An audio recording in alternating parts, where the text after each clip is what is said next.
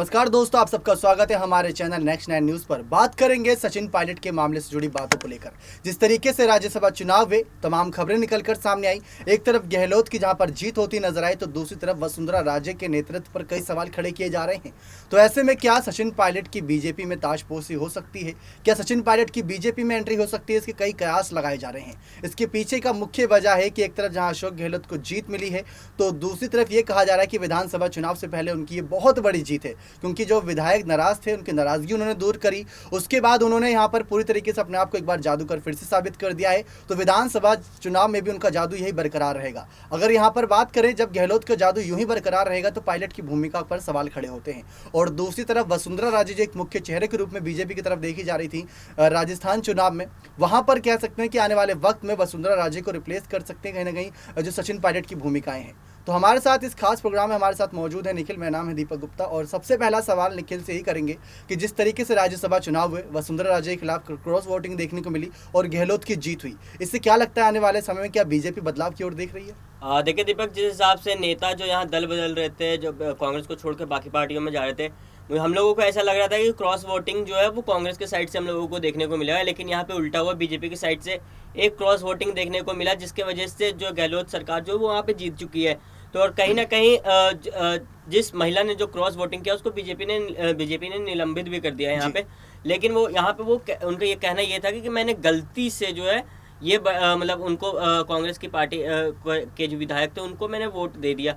बाकी अब देखना ये होगा कि वसुंधरा राजे, हालांकि गहलोत ने तो अपना यहाँ पे काम बहुत ही बेहतरीन तरीके से पूरा किया, लेकिन यहाँ वसुंधरा राजे के जो नेतृत्व है उसमें थोड़ी कमी नजर आ रही है कि आप अपने विधायक को आप नहीं संभाल पाए, जिसके वजह से जो कह सकते हैं बीजेपी के जो मेन लीडर है वो कहीं ना कहीं सवाल उठा रहे हैं वसुंधरा राजे पे। तो सबसे बड़ा सवाल तो गहलोत पर ही खड़ा हुआ था जब चुनाव से कुछ दिन पहले यहाँ पर विधायकों की नाराजगी देखने को मिली थी। और विधायक नाराज इस वजह से थे क्योंकि उनके जो कामकाज जमीनी स्तर से जुड़े होते थे, जो पत्र भेजते थे अशोक गहलोत या उनके खेमे की तरफ कि हमारा कामकाज हो जाना चाहिए, जनता खुश रहनी चाहिए, तो वो कामकाज नहीं होता था। इस पर पायलट ने भी सवाल खड़े किए थे कि अगर आपने वादे दिए हैं तो वादों को पूरा भी करिए। तो कहीं ना कहीं पायलट ने हमेशा ही तंज गहलोत पर कसा, ये बात सबने देखी है। लेकिन अब गहलोत की जीत भी यहाँ पर राज्यसभा चुनाव में हो गई है, तो क्या कांग्रेस पार्टी फिर से गहलोत के साथ जाना पसंद करेगी? यही सवाल है। देखिए, जिस हिसाब से अभी कुछ दिन पहले एक रिपोर्टर ने उनको एक क्वेश्चन कर रहे थे जिसमें पूर्व मुख्यमंत्री, पूर्व उप मुख्यमंत्री के इस टाइप में पूर्व लगा के उनको बोल रहे थे, तो कहीं ना कहीं उस समय भी सचिन पायलट ने कहा कि कब तक आप पूर्व लगाते रहेंगे मेरे नाम के आगे, तो इसको अब बदलने की टाइम आ चुका है। तो कहीं ना कहीं इस क्या कहते हैं बयान से हम लोग को ये देखने को मिल सकता है दीपक कि इस बार की राजस्थान की राजनीति कुछ अलग होने वाली है। या तो अगर बीजेपी की सरकार आती तो कहीं ना कहीं हमें सचिन पायलट कहीं दल बदलते हुए नजर आ सकते हैं, या अगर कांग्रेस की सरकार अगर रिपीट होती है, इतिहास कह सकते हैं रच जाएगा यहाँ पे राजस्थान की राजनीति में, तो कहीं ना कहीं फिर हमें मुख्यमंत्री के चेहरे के रूप में हमें सचिन पायलट को देखने को मिल सकता है। लेकिन आपने कहा कि सचिन पायलट दल बदल भी कर सकते हैं। दल बदल अगर बात करें तो कांग्रेस और बीजेपी, इसके अलावा वहां पर कोई और पार्टी नजर नहीं आती, क्या बीजेपी की ओर आप इशारा कर रहे हैं? बिल्कुल, यहाँ पे जैसे सिंधिया बीजेपी की तरफ रुक किया, पायलट भी यहाँ पे कर सकते हैं। देखिए, उनके पास रीजन भी मतलब बड़े बड़े रीजन भी है पायलट के पास। इतने टाइम से आप कांग्रेस के साथ जुड़े हुए, उसके बाद भी एक सम्मानजनक पद जिस हिसाब प्रतिष्ठा के लिए वो जाने जाते हैं पायलट, वो आप अभी तक नहीं दे पाए हो, कांग्रेस उसको नहीं दे पाई है। और इससे पहले भी जो उप मुख्यमंत्री के पद से इस्तीफा दे चुके, तो कहीं ना कहीं सचिन पायलट के भी मन में ये इच्छा जरूर आती होगी कि मैं भी मुख्यमंत्री के कुर्सी पे बैठूं यहाँ पे। जी, तो ये बहुत बड़ी बात यहाँ पर निखिल ने कह दी, जिस तरीके से पूरी बातों को सामने रखा। और सबसे बड़ी वजह ये भी निकल कर आती है कि पायलट थोड़ी बहुत कांग्रेस से नाराजगी इस वजह से भी जताएं कि एक तरफ अशोक गहलोत ने अपना काम बखूबी कर दिया। सबका कहना था कि राज्यसभा चुनाव उनके लिए अग्नि परीक्षा है, अगर यहाँ फेल हो जाते तो पक्का विधानसभा चुनाव से पहले बदलाव होगा जो कि पायलट के रूप में होता। लेकिन अब जीत यहाँ पर गहलोत की हो चुकी है और दूसरी तरफ वसुंधरा राजे के नेतृत्व पर सवाल खड़े हैं। तो एक जो लूप होल सा क्रिएट होता नजर आ रहा है कि मतलब कांग्रेस पार्टी गहलोत के साथ जाना पसंद करेगी और वसुंधरा राजे के नेतृत्व पर सवाल खड़े हो रहे हैं। तो ये मतलब पूरी तरीके से, और बीजेपी ने भी साफ कर दिया था पायलट को लेकर कि हमारे द्वार खुले हुए हैं, टिकट अभी कंफर्म नहीं हुआ, वेटिंग लिस्ट लंबी है और विधानसभा चुनाव में भी अभी कुछ समय बचा हुआ है, भले ही यहाँ पर 6-7 महीने का समय हो, लेकिन समय बचा हुआ है। तो क्या बीजेपी खुद पायलट को यहाँ पर रिझाने की कोशिश करेगी? क्योंकि बीजेपी ने शुरुआत से ही बड़े बड़े नेताओं पर कांग्रेस पर नजरें बनाए रखे, चाहे ज्योतिरादित्य सिंधिया की बात कर ले, चाहे हार्दिक पटेल की बात कर ले। देखिए दीपक, यहाँ पे अगर पहले हम लोग राजस्थान की जो राजनीति, उससे पहले पंजाब की बात करते हैं कि पंजाब में जो बड़े लीडर कैप्टन अमरिंदर सिंह थे, उनके हटते ही कांग्रेस की सरकार हट चुकी है। तो यहाँ पे कहीं ना कहीं हम लोग को राजस्थान में भी यही चीज़ देखने को मिलेगा कि अगर पायलट हटते हैं कहीं ना कहीं तो राजस्थान से कांग्रेस की भी जो एक कह सकते हैं वजूद है वो खत्म हो जाएगा।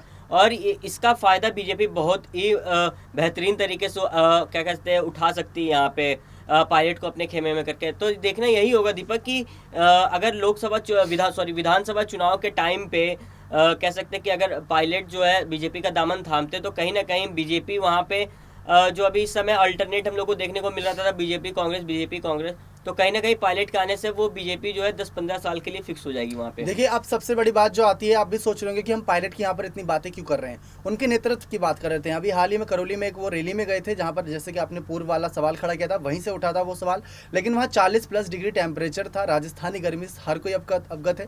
लेकिन वहाँ जनता का जन सैलाब देखने को मिल रहा था, जनता का बहुत बड़ा यहाँ पर भीड़ देखने को मिला, जिसकी वजह से हर किसी ने कयास लगाया कि सचिन पायलट बहुत बड़े चेहरे हैं। उसके बाद वो जमीनी स्तर पर अब भी काम कर रहे हैं, अभी किसी पद पर नहीं है, चाहे तो वो घर पे बैठ सकते हैं आराम से, क्योंकि बड़े बड़े पदों पर वो रह चुके हैं और उनको अच्छी खासी यहाँ पर कमाई भी हो रही होगी। लेकिन फिर भी वो जनता के बीच जाते हैं, अपनी बात रखते हैं और कांग्रेस पार्टी को भी बढ़ावा देते हैं। तो क्या कांग्रेस को खुद नहीं सोचना चाहिए, गहलोत को खुद नहीं सोचना चाहिए कि पायलट को बड़ा पद दे दिया जाए, वरना बीजेपी कोई कसर नहीं छोड़ने वाली उनको अपनी तरफ बुलाने में। देखिए, गहलोत को यहाँ अपने कार्यकर्ता से मुझे तो जिस हिसाब से जितने साल से वो राजनीति कर रहे हैं, जितने साल से जहाँ तक मैं राजस्थान की राजनीति को जब से मैंने समझना स्टार्ट किया है, तो कहीं ना कहीं मुझे ऐसा लगता है कि गहलोत जो है वो अपनी कुर्सी से बहुत ही कह सकते हैं एक मोह प्रेम है उनको, तो वो खोना नहीं चाहते।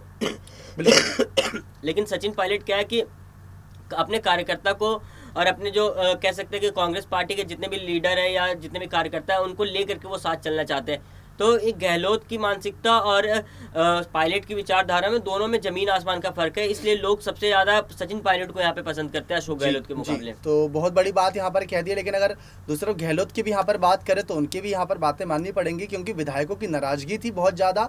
लेकिन उन विधायकों की नाराजगी दूर की, उसके बाद जब चुनाव जीता 10 तारीख को, जब यहाँ पर बातें निकलकर सामने आई, 11 तारीख को वो कैबिनेट की बैठक करते हैं और उस बैठक में उन्हीं विधायकों को यहाँ पर फटकार लगाते हैं कि जनता की डिमांड पूरी की जाए, जल्द से जल्द की जाए, उनकी सुनवाई होनी चाहिए, जनता का समर्थन चाहिए, तो यहाँ पर जनता के लिए काम भी करना चाहिए। तो गहलोत का नेतृत्व भी साफ है और दूसरा बीजेपी भी पूरी तरीके से कहीं ना कहीं, जैसे हर राज्य में उनकी सरकारें बनती नजर आ रही हैं। चाहे अगर बात करें कांग्रेस हटती है तो आम आदमी पार्टी आ जाती है, वरना बीजेपी आ जाती है, वरना कांग्रेस हटी रही है। हम देख रहे हैं पिछले कुछ चुनावों से कांग्रेस बन नहीं रही, ऐसा कोई चुनाव नहीं याद आ रहा जहां पर कांग्रेस बनती नजर आई हो, जहां पर उन्होंने एक नई नींव रखी हो। तो क्या राजस्थान वो एक हो सकती है जगह जहां से कांग्रेस अपनी फिर से उड़ान भर सकता है लोकसभा चुनाव के लिए? देखिए, एक कहावत है दीपक, यहाँ पे विनाश काले विपरीत बुद्धि, तो वही सेम चीज़ हम लोगों को कांग्रेस के साथ भी नजर आ रहा है।